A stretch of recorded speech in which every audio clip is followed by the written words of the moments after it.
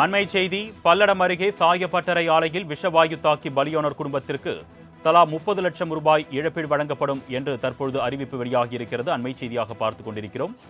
உயிரிழந்த 3 பேரின் குடும்பத்தினருக்கு தலா 30 லட்சம் ரூபாய் இழப்பீடு வழங்க சாய ஆலை நிறுவனத்தினர் தற்பொழுது ஒப்புதல் வழங்கியிருக்கிறார்கள். அண்மை செய்தியாக பார்த்துக் கொண்டிருக்கிறோம்.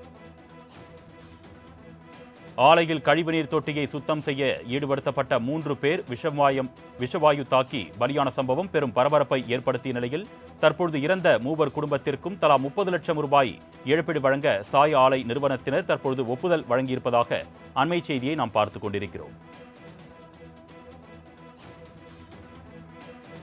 இதுகுறித்த கூடுதல் விவரங்களை செய்தியாளர் மணிகண்டன் வழங்க நாம் கேட்கலாம்.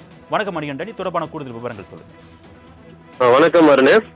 நேற்று கரைப்புதூர் பகுதியில் உள்ள சாய ஆலை ஒன்றில் சாய கழிவுநீர் தொட்டியை சுத்திகரிப்பு செய்யும் பணியில் ஈடுபட்டிருந்த 5 பேரில் 3 பேர் உயிரிழந்திருக்கிறார்கள். அதாவது அந்த பணியில் ஈடுபட்ட சரவணன் மற்றும் வேணுகோபால் என்ற 2 இளைஞர்கள் நேற்று இரவு உயிரிழந்துவிட்ட நிலையில் இன்று காலை ஹரி என்பவர் உயிரிழந்தார். மேலும் 2 சிகிச்சை பெற்று வருகிறார். இது தொடர்பாக இந்த பிரச்சனை காரணமாக திருப்பூரில் பெரும் பரபரப்பு ஏற்பட்டது. உறவினர்கள் குவிந்தனர். அந்த அரசு மருத்துவமனையில் ஏராளமான உறவினர்கள் குவிந்து போராட்டமும் நடத்தினார்கள். ஆதித்தமிழர் பேரவை சார்பில் ஆர்ப்பாட்டம் நடத்தப்பட்டது. மேலும் மாவட்ட ஆட்சியரிடம் இது குறித்து முறையீடு செய்யப்பட்டு அமைதி பேச்சுவார்த்தையும் நடத்தப்பட்டது.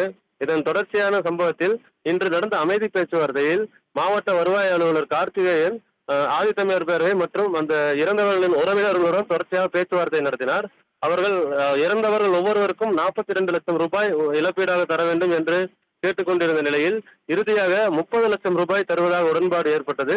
இதையடுத்து உறவினர்கள் ஒப்புதல் அளித்துள்ளார்கள். இதன் மூலமாக உயிரிழந்த 3 தலா 30 லட்சம் ரூபாய் இழப்பீடு வழங்கப்படும் என தெரிய வருகிறது. இது தவிர அங்கு சிகிச்சை பெற்று வருபவர்களுக்கு எவ்வளவு இழப்பீடு என்பது அந்த பேச்சுவார்த்தை முடியும் போது தெரிய வருமாறு. கூடுதல் விவரங்களுக்கு நன்றி மணிகண்டன்.